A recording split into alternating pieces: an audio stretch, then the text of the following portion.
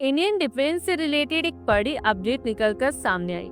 France की popular aerospace company डिसोल्ट aviation ने भारत को 114 मल्टी रोल फाइटर जेट्स देने का नया ऑफर दिया है। ये वही कंपनी है जिसने भारत को पहले 36 रफाल एयरक्राफ्ट दिए थे, जो अब भारतीय वायुसेना की ताकत का इम्पोर्टेंट पार्ट बन चुके हैं। लेकिन इस बार के डील और भी खास है, क्योंकि इसमें 60% तक स्वदेशीकरण का वादा किया गया है और एयरक्राफ्ट की असेंबली भारत में ही होगी।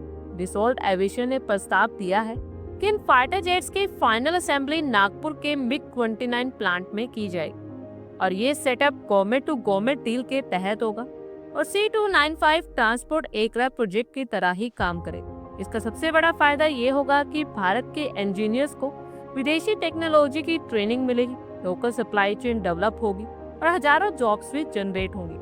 फ्रांस की योजना आत्मनिर्भर भारत की नीति के साथ पूरी तरह से मेल खाती है। डिसोल्ट का कहना है कि अगर ये कॉन्ट्रैक्ट साइन हो जाता है तो सिर्फ 3 साल के अंदर ही पहला made in India Rafale fighter jet भारतीय वायुसेना में शामिल हो जाएगा।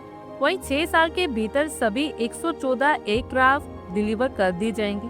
कंपनी इस प्रोजेक्ट को बहुत तेजी से पूरा करने की प्लानिंग भी बना रही और इसके लिए प्रोडक्शन कैपेसिटी को 24 एयरक्राफ्ट पर ईयर तक बढ़ाने की तैयारी है। ऐसा करने से भारत को तेजी से नए एयरक्राफ्ट मिलेंगे और वायुसेना की स्क्वाड्रन की कमी काफी हद तक पूरी हो जाएगी। और अब बात करते हैं नए रफाल फाइटर जेट की क्षमता की। इनिशियल स्टेज में भारत को F4.1 वर्जन के रफाल मिलेंगे, जो पहले से ज्यादा एडवांस होंगे। इसमें advance electronic warfare system, meteor missiles और नेविगेशन सिस्टम होंगे, जो स्पेशली भारत की उत्तरी और पश्चिमी सीमाओं पर इस्तेमाल होंगे। 2030 के बाद आने वाले दूसरी स्टेज में डिसोल्ट भारत को F5 वर्जन के रफाल दे। इनमें साफरन TREX इंजन होगा, जो ज्यादा ताकतवर और फ्यूल एफिशिएंट होगा। इसके अलावा इन फाइटर जेट्स में मैन अनमैन टीमिंग की भी क्षमता होगी, यानी ये ड्रोन स्वार्म को कंट्रोल कर सकेंगे, जिसे किसी भी युद्ध के दौरान दुश्मन पर एक साथ कई दिशाओं से हमला किया जा सकता है। हालांकि इस प्रस्ताव के साथ एक तकनीकी विवाद भी सामने आया। डिसोल्ट ने कहा है कि अगर भारत इन एयरक्राफ्ट में अपना DRDO का उत्तम ऐसा रडार लगाना चाहता है तो कम से कम 2 साल का डिले हो सकता है, क्योंकि रडार को इंटीग्रेट करने में समय लगेगा। और इसीलिए कंपनी ने खुद का थेल्स ऐसा रडार ऑफर किया है, जो ज्यादा रेंज और जैमिंग रेजिस्टेंस के साथ आता है।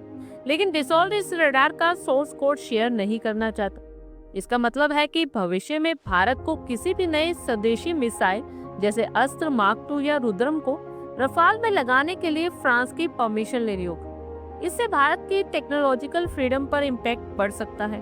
पूरे प्रोजेक्ट की कीमत करीब $20 अरब तक बताई जा रही है और अगर ये डील फाइनल हो जाती है तो भारतीय वायुसेना की स्क्वाड्रन स्ट्रेंथ 2035 तक फिर से 42 स्क्वाड्रन तक पहुंच सकती है। आप लोगों को क्या लगता है, क्या भारत को 60% TOT के साथ इस डील को साइन कर लेना चाहिए या नहीं?